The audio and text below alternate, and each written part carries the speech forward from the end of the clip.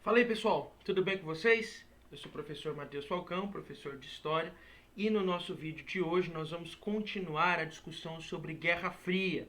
Na última aula a gente viu os detalhes gerais, né, do porquê desse nome Guerra Fria, das duas superpotências que emergem da Segunda Guerra Mundial, das diferenças entre o capitalismo estadunidense e o comunismo soviético. Falei sobre um mundo bipolar, sobre as disputas que tanto Estados Unidos quanto a União Soviética vão travar em busca de influência em outros países do mundo. Essa foto é bastante simbólica, onde nós temos os líderes dos países vitoriosos da Segunda Guerra Mundial, e aí Stalin representando a União Soviética, e os Estados Unidos, aqui nessa foto com o presidente Roosevelt, representam aí essa rivalidade que vai vir da Segunda Guerra Mundial. Também falei dessas características gerais, né? Falei da criação da ONU, e aí eu parei nessa parte onde falava do quão simbólico vai ser a questão alemã, não é? Isso porque em 49, após a Segunda Guerra Mundial, na Conferência de Potsdam, os países vitoriosos chegaram à conclusão de que a Alemanha deveria ser administrada, deveria ser liderada pelos países vitoriosos da guerra. E por isso a Alemanha acabou se dividindo em 4 zonas, mas com a questão da Guerra Fria acabou se dividindo em 2 países, um país soviético e o outro país capitalista, né? Um país comunista, a Alemanha Oriental, com influência da União Soviética, e o outro país da Alemanha Ocidental, com influência dos Estados Unidos. E o grande perigo vai estar na cidade de Berlim. Porque a cidade de Berlim, que geograficamente estava do lado oriental, esta cidade também vai ser dividida em 4 zonas, né? E acabou que um lado ficou uma administração soviética e o outro lado de administração, no caso de influência capitalista, né? E aí a cidade de Berlim vai ser o grande símbolo da Guerra Fria, isso porque além da Alemanha estar dividida, a cidade de Berlim também estava. Berlim vai se tornar o principal alvo de investimentos norte-americanos, obtém grande desenvolvimento. Em 61, então, nós vamos ter um processo bastante simbólico, que é a construção do famoso Muro de Berlim.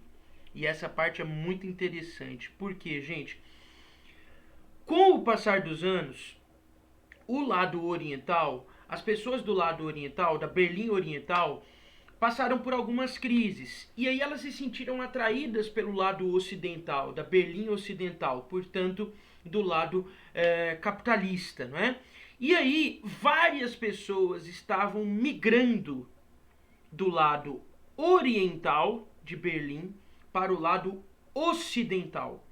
E aí, para conter essa migração, chegou-se à conclusão que deveria ser isolada essa parte, né, da Berlim oriental para ocidental, e aí esse muro vai ser construído, um muro bastante extenso, mais de 100 quilômetros de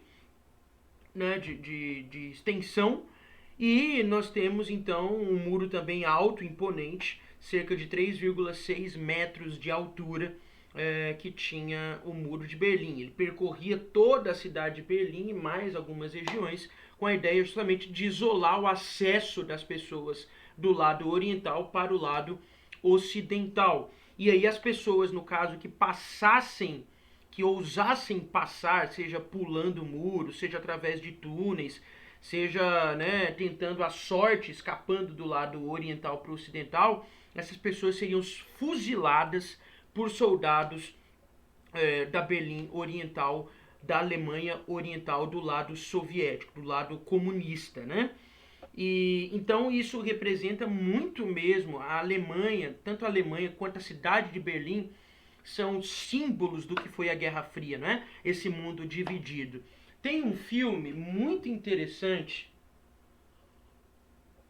O filme se chama Ponte dos Espiões. Se vocês sentirem curiosidade de ver, é muito interessante o filme Ponte dos Espiões. É um filme do Steven Spielberg com Tom Hanks. E é um filme que se passa nesse contexto de Guerra Fria. Então, através do filme, a gente pode ter uma ideia assim mais contextualizada do que foi a questão da espionagem, né? E do que foi também essa questão e essa polarização da própria Alemanha. O filme é baseado em fatos reais. Ele conta a história de um advogado dos Estados Unidos, um advogado americano. E esse advogado ele foi mandado para defender, porque toda pessoa que vai ser julgada tem o direito de ser defendida.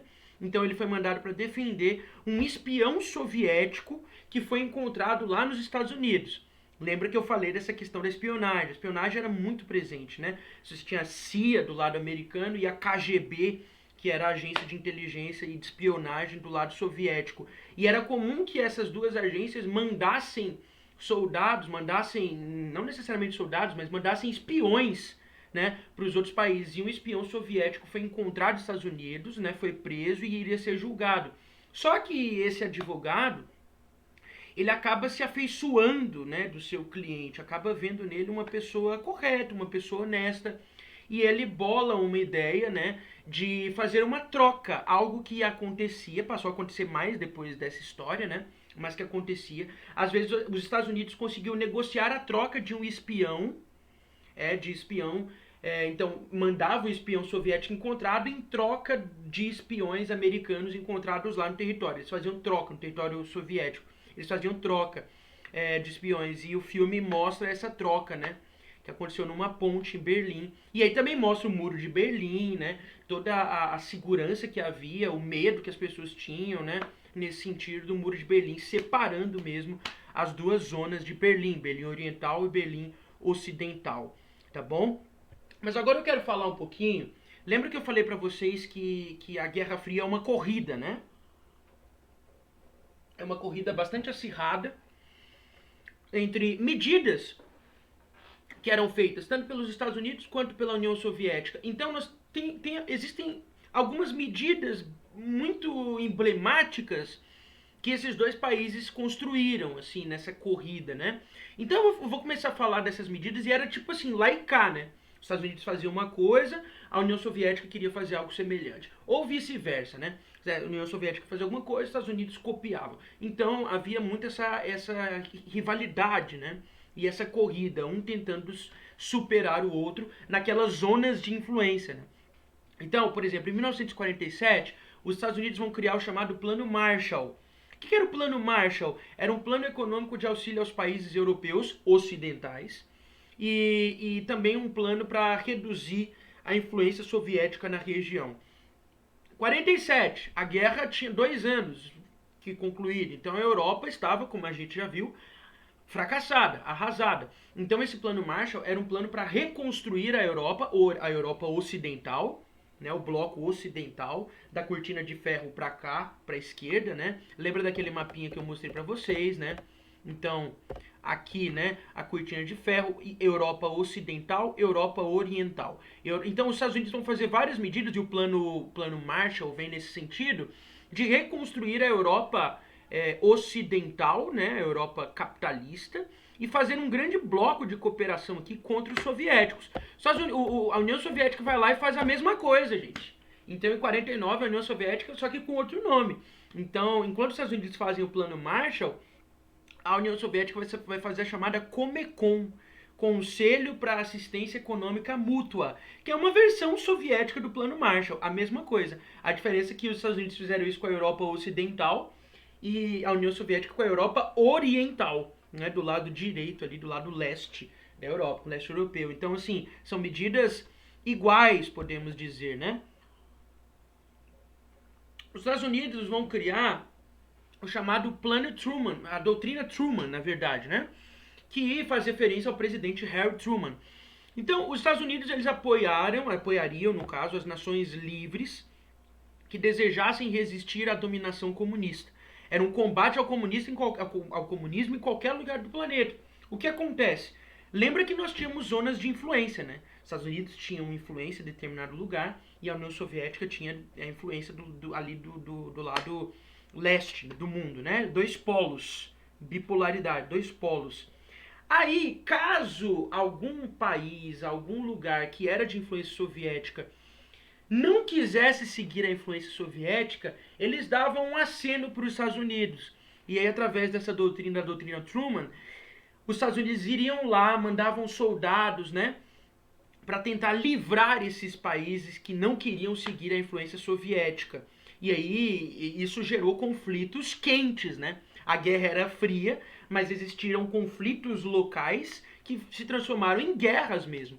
E aí a gente cita como, por exemplo, a guerra do Vietnã e a guerra da Coreia, tá? Que são guerras que nós vamos estudar no próximo capítulo.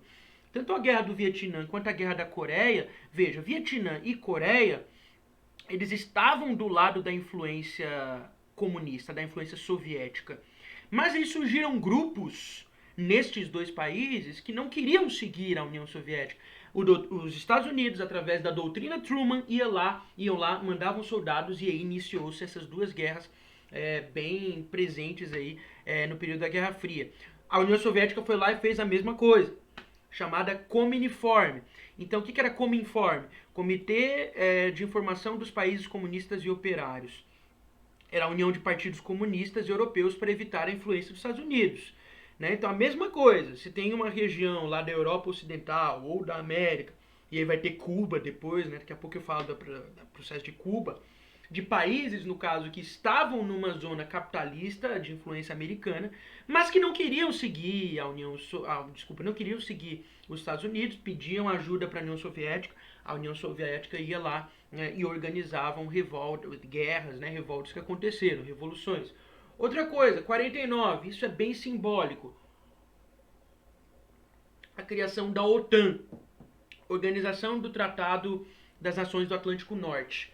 Era uma aliança militar, então, de países capitalistas. A princípio estavam Estados Unidos, Canadá, Inglaterra, França, Bélgica, Holanda, Luxemburgo, Dinamarca, Noruega, Finlândia, Portugal, Itália e depois, né, Grécia, Turquia, Alemanha e Alemanha Ocidental. O que era a OTAN, gente? A OTAN, então, era uma aliança, um tratado militar, um pacto militar, que os Estados Unidos criaram para que, se houvesse uma guerra, se houvesse uma invasão da União Soviética, esses países estavam todos integrados militarmente. Então era uma defesa militar dos países capitalistas, né, com influência dos Estados Unidos. A União Soviética foi lá e fez a mesma coisa, só que com o nome de Pacto de Varsóvia.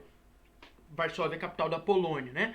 Então, o Pacto de Varsóvia, uma aliança militar dos países do leste europeu. União Soviética, Albânia, Alemanha Oriental, Bulgária, Hungria, Tchecoslováquia na época, Polônia, Romênia e depois Cuba e Montenegro. Então, gente, veja bem, era a mesma coisa, né? Então você vê que a Guerra Fria é uma corrida, né? É uma corrida onde cada superpotência tenta superar a outra, tá bom? Aqui as alianças militares, né? O lado de influência comunista, o lado de influência capitalista, né? A cortina de ferro aqui separando, né? Aquela expressão do Churchill. Agora eu vou falar da corrida armamentista, tá? Então, a corrida armamentista e a corrida espacial são dois exemplos dessas nações que tentam superar a outra. Lembra que eu falei para vocês que a Guerra Fria recebe esse nome, essa expressão Guerra Fria, é porque é uma guerra que nunca aconteceu um conflito, né? Especificamente entre as duas superpotências, eram apenas ameaças, uma ameaça a outra. Então era uma guerra fria ali, né? Nesse sentido. Então, fazia parte dessa dinâmica da Guerra Fria a ameaça. E como que eu ameaço o meu oponente? Mostrando que eu estou preparado para que, se houver um conflito, eu estou preparado. E aí você vai se lembrar que a grande evolução e o grande marco que termina a Segunda Guerra Mundial é a tecnologia nuclear, né? A bomba atômica. Então, a princípio, lá na época da Segunda Guerra Mundial, no finzinho dela, apenas os Estados Unidos detiveram e aplicaram a tecnologia nuclear, né? A bomba atômica em Hiroshima e Nagasaki. Só que agora, tanto Estados Unidos quanto União Soviética tinham tecnologia nuclear e usavam a tecnologia nuclear para ameaçar o outro. Olha, eu tenho bomba nuclear, o outro, opa, eu tenho também. Então, se você vier me atacar, eu estou preparado, eu vou ir e te ataco também. E aí, gente, isso acabou gerando uma paranoia no mundo e um grande medo justificado no mundo inteiro, que era o seguinte: se esse conflito deixasse de ser frio, se ele se tornasse quente, se Estados Unidos contra a União Soviética entrassem em guerra de fato, se eles fossem as vias de fato, cara, a humanidade teria acabado, certo? Por quê? Porque tanto os Estados Unidos quanto a União Soviética, eles tinham tecnologia nuclear para acabar com o mundo, né? Mísseis nucleares e tudo mais, bombas atômicas, eles tinham todo um aparato bélico, nuclear, para acabar com o mundo inteiro. Então, assim, se uma faísquinha chegasse nesse grande barril de pólvora, né, que estava ali armado, cara, talvez nós nem existíssemos mais. Talvez nós nem chegássemos a existir, certo? Então, assim, o medo que as pessoas tinham de que... Porque, assim, a ameaça era real, o perigo era real, né? Se essa tecnologia toda que eles tinham fosse praticada, cara, ninguém sabe o que ia dar, né? O mundo teria se acabado. Então, assim, ficava apenas numa ameaça, né? Porque se a guerra acontecesse mesmo, todo mundo tinha consciência que já era, certo? E aí, então, isso fazia parte, né, essa questão dessas ameaças e tudo mais, essa tecnologia, dessa corrida armamentista. Aí nós chegamos no outro passo, que é a corrida espacial, tá bom? Então, assim, além de uma corrida armamentista para que as nações exibissem, né, para que os Estados Unidos e a União Soviética exibissem o auge tecnológico que eles tinham, vai surgir uma questão bastante simbólica, que é a corrida espacial.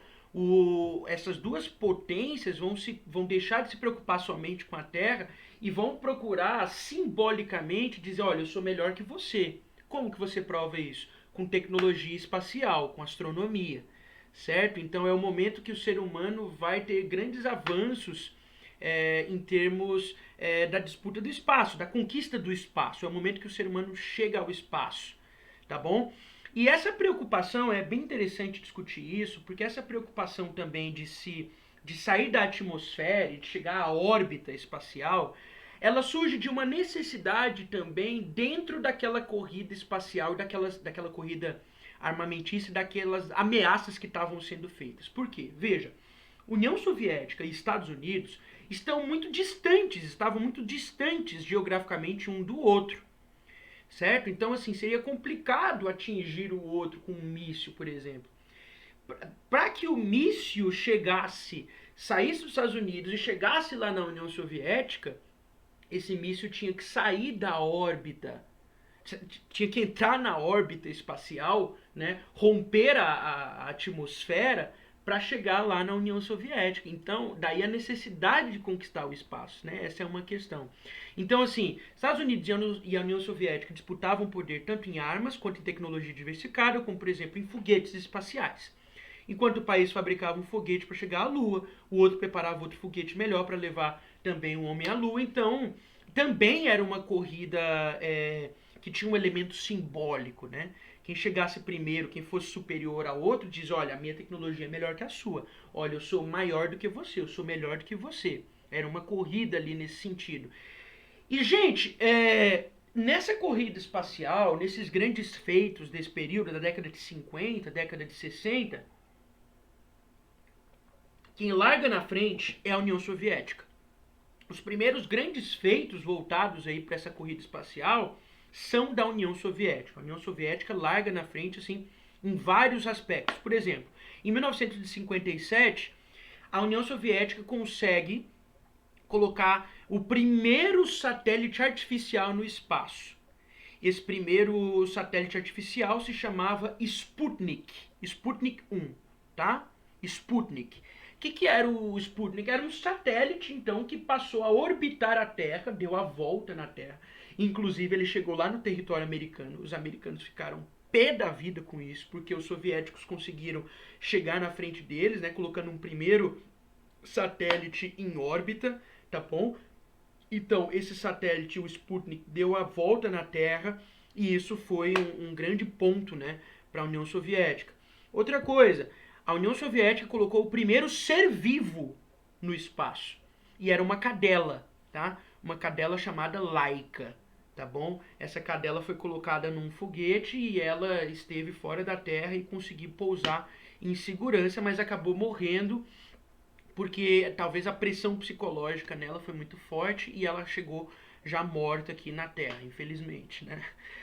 Mas a União Soviética, além da cadela, colocou depois um macaco. O macaco chegou tranquilo depois, né? Gostou lá de ir lá para o espaço e voltou aqui de boa, né?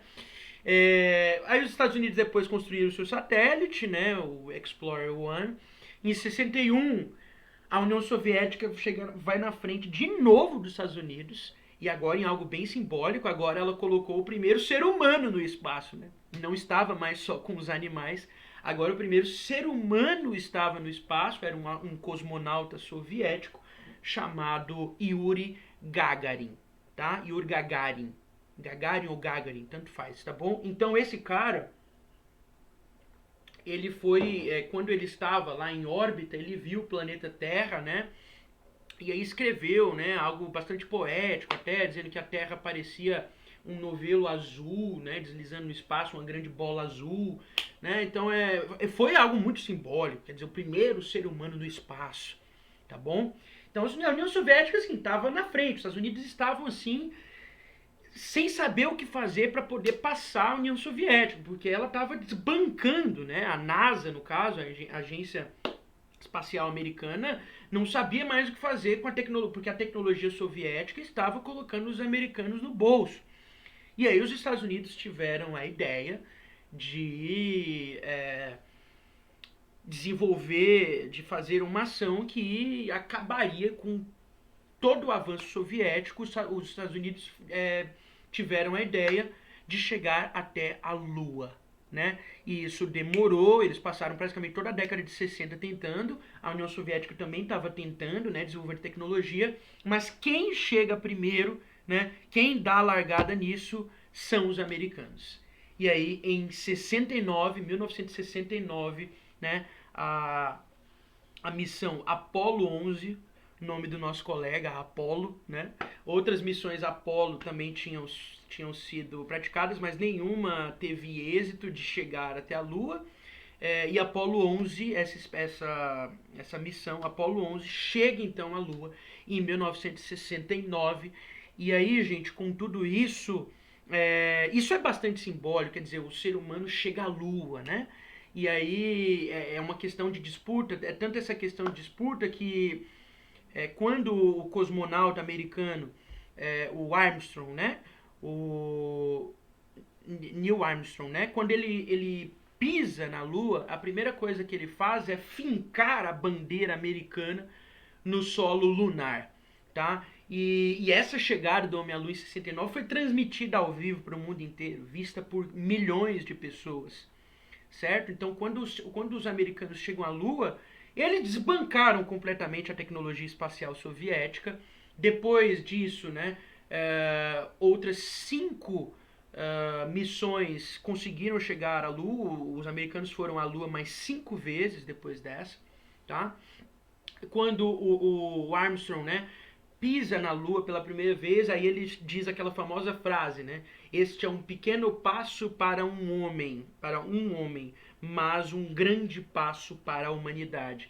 Então, além disso, isso é bastante simbólico, né? Aqui a transmissão que estava sendo feita, né? O solo lunar, aqui a cadelinha Laika, né? Mas aqui o Yuri Gagarin e aqui o Armstrong, né? O primeiro ser humano a pisar na Lua, americano, fincando a bandeira americana no solo lunar, tá bom? Então, isso mostra o avanço que os Estados Unidos tiveram na tecnologia espacial. E aí, nesse sentido, gente, também essa chegada do homem à Lua foi bastante simbólica, porque a ideia é de que o ser humano estava superando os seus próprios limites, né? Então, a chegada do homem à Lua é quando o ser humano chega ao ápice tecnológico, né? A Guerra da Coreia foi um conflito que eu vou falar, vai ser um conflito que eu vou falar depois, assim como a Guerra do Vietnã também, que estão ali no contexto da Guerra Fria. Só para a gente ter uma ideia dessa paranoia, nos Estados Unidos houve uma paranoia então de perseguição ao comunismo, e nos anos 50 vai ter uma política de um senador chamado Eugene McCarthy, tá? Que vai ser a política conhecida como macartismo, que era uma política de caçar todas as ideias que fossem comunistas, né?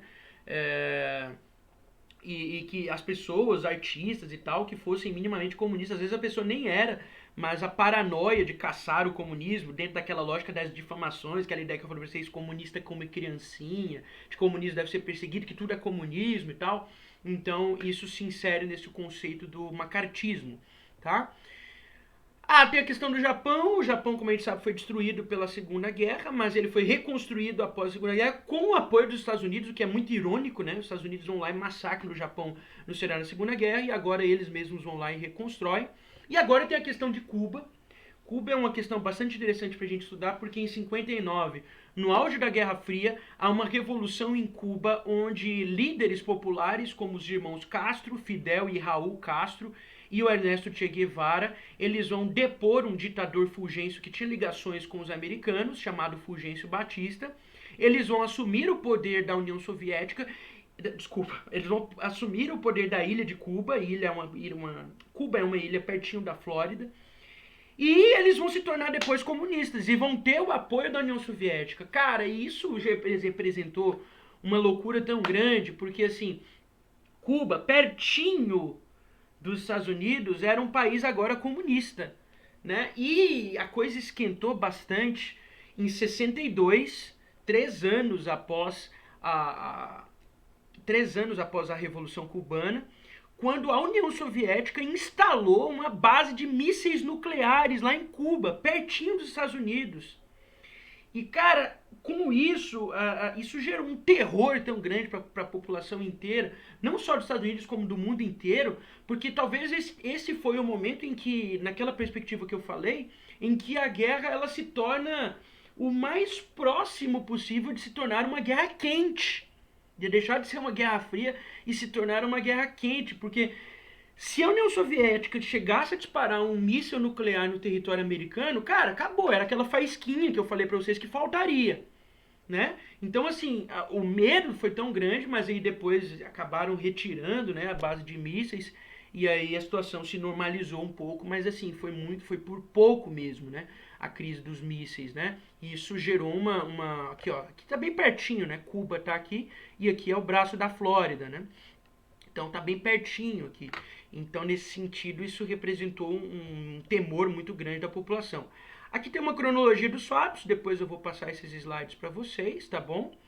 E, gente, pra gente fechar então, eu espero que vocês tenham gostado, né, da continuidade do tema de Segunda Guerra, né? Desculpa, do tema de Guerra Fria, espero que vocês tenham gostado. E só pra gente fechar, eu queria passar uma dica para vocês, certo? É uma dica, além do filme que eu indiquei, que é muito bom, se vocês conseguirem achar, vejam. O filme chama Ponte dos Espiões. Mas a outra dica que eu quero dar é de um episódio de uma série de documentário lançada recentemente pela Netflix. A série de documentário se chama História, Direto ao Assunto, tá? Procurem lá na Netflix, História, Direto ao Assunto. E aí vocês vão ver o segundo episódio. São episódios bem curtinhos, de temas bem diversos, são episódios muito bem feitos, né?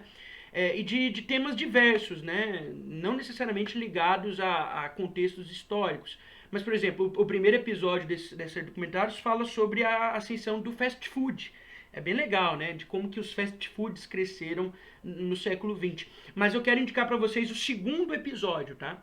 Porque o tema do segundo episódio é a corrida espacial no contexto da Guerra Fria. Então vai trazer com riqueza de detalhes, bem legal essas missões, né, toda a rivalidade que os Estados Unidos e a União Soviética tinham de chegar primeiro, né, de passar o outro e tal. O avanço, a questão dos satélites, Sputnik, né, o homem chegando à Lua. Então é bem legal, é bem curtinho, são 20 minutinhos só, você vê rapidinho, tá? É um documentário bem feito, rapidinho você vê, bem sucinto, mas que vai trazer muitas curiosidades legais sobre este tema de corrida espacial, tá bom? Então veja, o documentário se chama, é uma série de 10 episódios de temas diversos. A série se chama História Direto ao Assunto, tá? E aí você vai ver o segundo episódio. Veja os outros também se sentir curioso para ver. Mas o que eu estou recomendando relacionado ao nosso conteúdo é o segundo episódio, beleza? Gente, foi um prazer estar com vocês. Espero que vocês tenham gostado, tá bom? E nos vemos por aí. Um abraço para vocês. Até mais.